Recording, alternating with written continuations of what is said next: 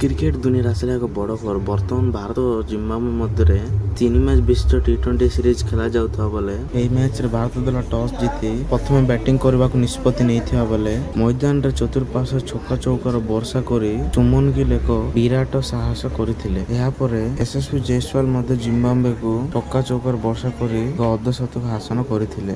ଏହାପରେ ଭାରତୀୟ ଦଳ 20 ଓଭରରେ 203 ରନ୍ ମାରି ଜିମ୍ବାୱେକୁ ଟାର୍ଗେଟ ଦେଇଥିବା ବେଳେ ଜିମ୍ବାୱେ ଦଳ ଦ୍ୱିତୀୟ ଇନିଂସରେ ବ୍ୟାଟିଂ କରିବାକୁ ମଇଦାନକୁ ଓହ୍ଲାଇଥିବା ବେଳେ କୁଲଦୀପ ଯାଦବ ଓ ଶିବମ ଦୁବେ ଚମତ୍କାର ବୋଲିଂ ପ୍ରଦର୍ଶନ କରି 10 ଓଭରରେ ହିଁ ଜିମ୍ବାୱେକୁ ଅଲ୍ ଆଉଟ୍ କରି ଜିତି ନେଇଥିଲେ। ଏହା ମ୍ୟାଚ୍ରେ man of the match Shubman ଗିଲଙ୍କୁ ଦିଆଯାଇଥିବା ବେଳେ ଏହାପରେ 50-50 ଟେଷ୍ଟ ମ୍ୟାଚ୍ ମଧ୍ୟ ଭାରତ ଓ ୱେଷ୍ଟଇଣ୍ଡିଜ ମଧ୍ୟରେ ଖେଳାଯିବ। ମୋର ଭିଡ଼ିଓ ପସନ୍ଦ ଲାଗିଲେ ଲାଇକ୍ ଆଣ୍ଡ ସବସ୍କ୍ରାଇବ୍ କରି ସେୟାର କରନ୍ତୁ ଭାଇମାନେ।